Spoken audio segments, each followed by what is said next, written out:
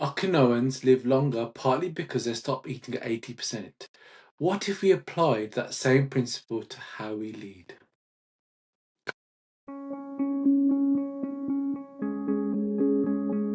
Welcome back to Amit's Leadership Compass, where I'm continuing my Ikigai series, and this week I'm going to be exploring one of the most counterintuitive habits from the blue zones. This habit is called Hara Hachi Bu, and it might just transform how you think about capacity, effort, and leadership sustainability. Hara Hachi Bu is a Confucian inspired practice from Okinawa. It translates to eat until you're 80% full. It's not a diet, it's a cultural principle. Okinawans stop eating before they feel completely full, leaving a little space. And here's why it matters. Eating 80% reduces your calorie intake without deprivation. It lowers free radicals in the body, the molecules that are responsible for cellular aging, and it supports digestion, energy, and longevity.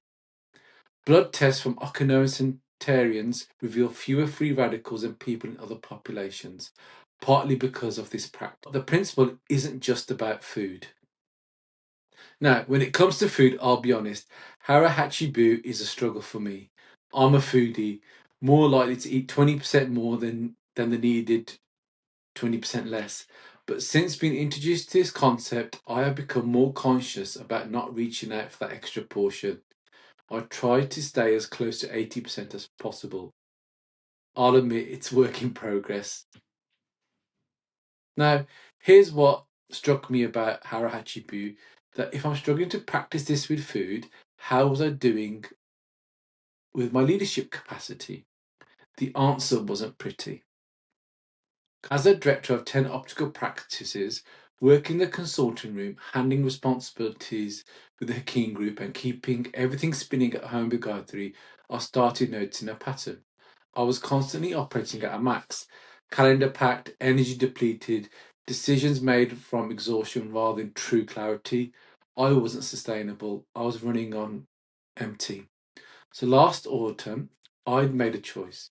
I decided to step away from the consult room. Why? Because I felt that there were enough talented clinicians within my practices who could deliver what I was doing clinically.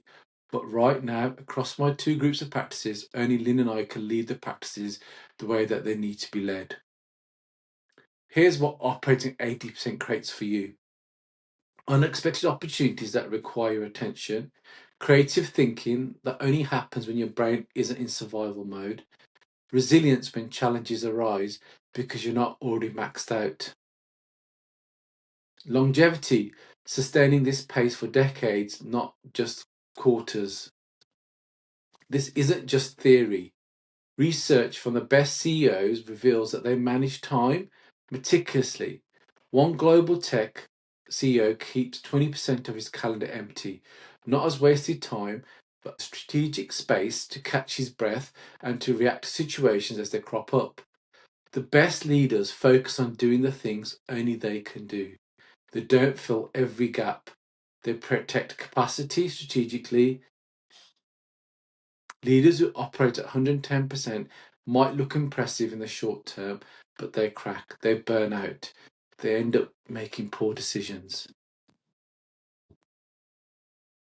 The leaders who last, they protect capacity like it's their most valuable resource, because it is. There's a reason why Okinawans live to 100. It's not because they push harder, it's because they pace better. They don't glorify excess, they honour balance.